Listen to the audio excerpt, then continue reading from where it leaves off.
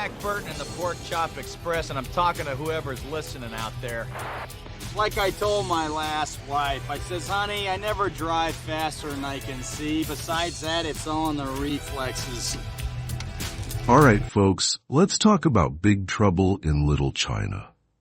Now, this is a movie where Kurt Russell shows up thinking he's the hero, but he's actually just a big dumb idiot. And you know what? It's fantastic. So, the movie starts with Kurt Russell as Jack Burton. He's a truck driver, talks like John Wayne, and, he never actually knows what the hell is going on. He's just out here delivering pork chops, playing dice, and then, bam! Suddenly, he's fighting ancient Chinese wizards. Yeah, real Tuesday afternoon stuff. Now, the real hero? His buddy Wang Chi. Yeah, this guy's fighting off martial arts gangs, dodging swords, jumping through the air like a superhero, and meanwhile Jack Burton is just, shooting at walls and knocking himself out. Folks, you gotta love a movie where the main character spends half the action scenes unconscious. And you know what? That's what makes it great. He's not your usual unstoppable action hero. He's just a guy who happened to park his truck in the wrong place at the wrong time. And, let's talk about Lo Pan, the bad guy. Yeah, folks, this guy is like 1,000 years old, dresses like a haunted lampshade, and spends the whole movie trying to marry a woman with green eyes so he can break a curse and become mortal again. And you gotta wonder, was there not an easier way to do this? Like, buddy, you've had a whole millennium to figure this out. Maybe, I don't know, try online dating? And I gotta say, like, buddy, you waited 1,000 years just to get married?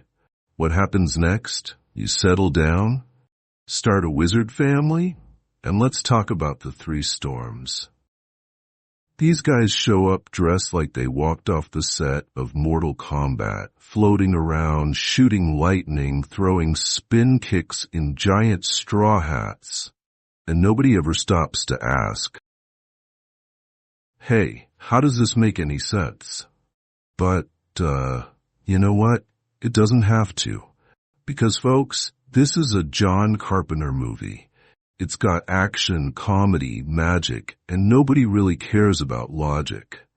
So eventually, Jack and the gang storm Lo Pan's lair, and it's this huge, crazy fight with swords, magic, and a giant monster for some reason. And folks, Jack, the main character, remember? He immediately knocks himself out before the fight even starts. Yeah, he's supposed to save the day, but he spends the whole battle asleep under a dead body. But hey, he does get one good moment. At the very end, he throws a knife at Lo Pan, misses completely, by the way, but Lo Pan picks it up, and Jack catches it and throws it right back into his forehead. It's a good knife. Goodbye, Mr. Burton. It's all in the reflexes. And suddenly, he's like, yeah, I meant to do that. Folks, that's like winning a game of pool by accidentally knocking the 8-ball in. So, what did we learn?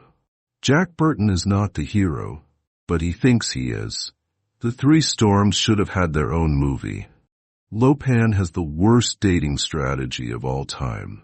Jack spends half the movie unconscious. John Carpenter made the most insane martial arts movie ever. And it works. And the best part? The ending. Yeah, folks, after all that insanity, does Jack stay for a big emotional goodbye? Does he ride off into the sunset with the girl? Nope. He just hops back in his truck and takes off like none of this ever happened. You gotta respect that. So, yeah, Big Trouble in Little China.